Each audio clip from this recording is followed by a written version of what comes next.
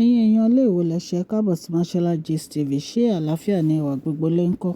Gist tèmi bí a ṣe gbọ́, wọ́n ní àǹtí wa church, wọ́n ní ṣe ni wọ́n ń lọ kiri lórí ọ̀rọ̀ orí màálù èyí tí wọ́n bá nínú apartment Queen Naomi. Wọ́n ní àǹtí wa church ní ibi tí wọ́n lọ, pé wọ́n ní àǹtí wa M ló wà nídìí ọ̀rọ̀ yìí. Ẹ̀yin èèyàn lé, ṣé lóòótọ́ ni àbírọ́? A lè sọ. Ṣùgbọ́n nǹkan tá a gbọ́ tó ń lọ lórí social media la mú wá fún yín. Allegedly, bí mo ṣe máa ń sọ fún yín, mi ìbá kábíyèsí gbénú palace, ṣùgbọ́n a ní àṣẹ láti torchlight sí nǹkan tó bá ń lọ lórí social media. Ẹ̀yin èèyàn lé, wọ́n ní àǹtí wa church, wọ́n ló ní gbogbo ibi tó ń lọ, wọ́n ní àǹtí wa hem, òun ló wà nídìí ọ̀rọ̀ yẹn o. Nǹkan tí wọ́n a gbọ́ nìyẹn tán ní àǹtí wa church sọ. Tó bá jẹ́ pé lóòótọ́ gist yìí òótọ́ ni o, tó bá jẹ́ pé òótọ́ ni nǹkan tá a gbọ́ lórí social media, wọ́n ní kábíyèsí wọn ò sọ nǹkan kan. Ẹ mọ̀ pé ọ̀rọ̀ bàbá wa erin ńlá evidence náà fẹ́ rí.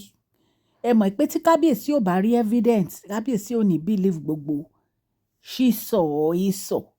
Àfi tí wọ́n bá rí evidence. Ẹ̀yin èèyàn lé, wọ́n ní ọkùnrin tí wọ́n arrest, ṣé mọ̀ pé mo sọ fún yín pé wọ́n arrest àwọn ọkùnrin tán wá dìgì kòtò.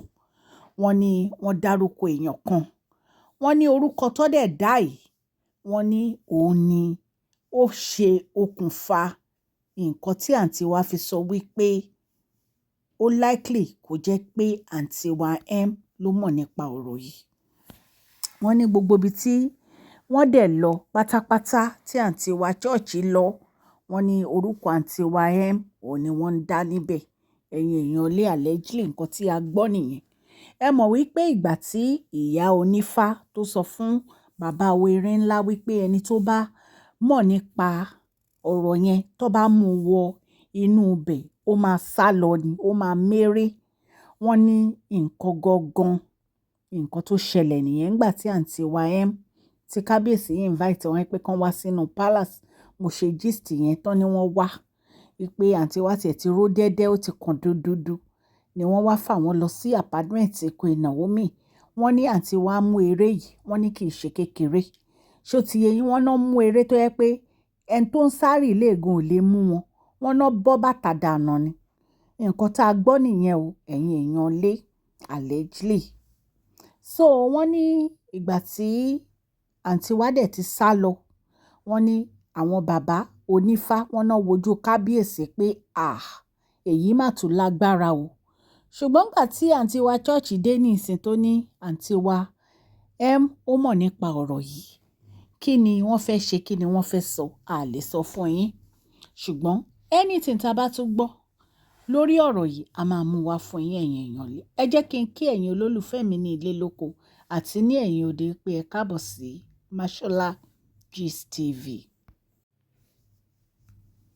Mashola Gist TV ń kí yín. Mashola Gist TV ń kí yín. Adúpẹ́, adúpẹ́, atọ́pẹ́dá. Mashola Gist TV ń kí yín. Mashola Gist TV ń kí yín o. Ó ní ẹ ṣé o, lọ́wọ́ ọkùnrin, lọ́wọ́ obìnrin, lọ́wọ́ ọmọdé, lọ́wọ́ àgbà. Lórí gbogbo bẹ́ẹ̀ ṣe ń comment, tẹ́ ń like, tẹ́ ń share. Adúpẹ́, adúpẹ́ ní ọwọ́ gbogbo yín. Mashola Gist TV ń kí yín. Ẹ̀yin olólùfẹ́ wa, ẹ káàbọ̀ sí Mashola Gist TV. Ṣé àlàáfíà ni ẹwà gbogbo lè ń kọ́? Orúkọ mi ni Mashola, kò yí padà. A máa ń sọ̀rọ̀ nípa celebrity gist, royal gist, politics àti gbogbo nǹkan tó ń ṣẹlẹ̀ ní agbègbè orílẹ̀-èdè bàbá wa ní ilẹ̀ Nàìjíríà. A ń sọ̀rọ̀ nípa celebrity gist, royal gist, politics àti gbogbo nǹkan tó ń ṣẹlẹ̀ ní agbègbè orílẹ̀-èdè bàbá wa ní ilẹ̀ Nàìjíríà. A ń sọ̀rọ̀ nípa celebrity gist, royal gist, politics àti gbogbo nǹkan tó ń ṣẹlẹ̀ ní orílẹ̀-èdè wa. Ẹ̀yin èèyàn lè tẹ́ bá ti subscribe, ẹ tẹ notification bell, kẹ́ ẹ subscribe so that a bá ti post any gist ẹ máa rí. A ń sọ Yorùbá lórí channel yìí nítorí pé a fẹ́ gbàgbé àṣà àti èdè wa. Ẹ̀yin èèyàn lè à ń ṣe advert lọ́lọ́kùn òjọ̀kan lórí channel yìí, ẹ kàn sí wa ní Mashola Gist TV. Ọlọ́run Elédùmarè á bá mi gọ́wọ́ yín sókè o. Ọlọ́run Elédùmarè á bá mi ran gbogbo yín lọ́wọ́ o. Òkè òkè ni ọlá yín á máa lọ o. Ọlá yín ò ní lọ ìsàlẹ̀ láíláí. Ẹ̀yin èèyàn lé, bí a ṣe gbọ́ nìyẹn tán ní àǹtí church. Wọ́n ní wọ́n lọ kiri. Wọ́n ní àbábọ̀ wọn ní wípé àǹtí m ló wà nídìí ọ̀rọ̀ yìí. Ìpè kí kábíyèsí kí wọ́n ṣe investigation wọn, wọ́n á rí i pé òun ló wà nídìí ẹ̀. Nǹkan tó ní àǹtí wa church sọ allegedly tí a gbọ́ nìyẹn.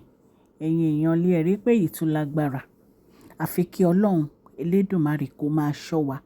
Ṣùgbọ́n a sọ fún yín pé àwọn ọlọ́pàá wọ́n ti kó àwọn ọkùnrin tán wá dìgì ilẹ̀ yẹn. Wọ́n ní ìkan nínú wọn dẹ̀ ti jẹ́wọ́ ẹni tó rán wọn ní iṣẹ́. Wọ́n ní ẹni tó rán wọn ní iṣẹ́ yìí àmọ́ bí ó ṣe jẹ́ sí àwọn olórí. Ṣùgbọ́n lágbára Ọlọ́run àṣírí máa tú. Update tá a gbọ́ nìyẹn ta ní ká mú wá fún yín. Etí tẹ́ fi ń gbọ́ mi ò ní di ọwọ́ tẹ́ fi ń tẹ subscribe like oníkan ìsàlẹ̀ àpò. Òkè òkè ní ọlá yín á máa lọ. Please share this video, like and subscribe. God bless you all.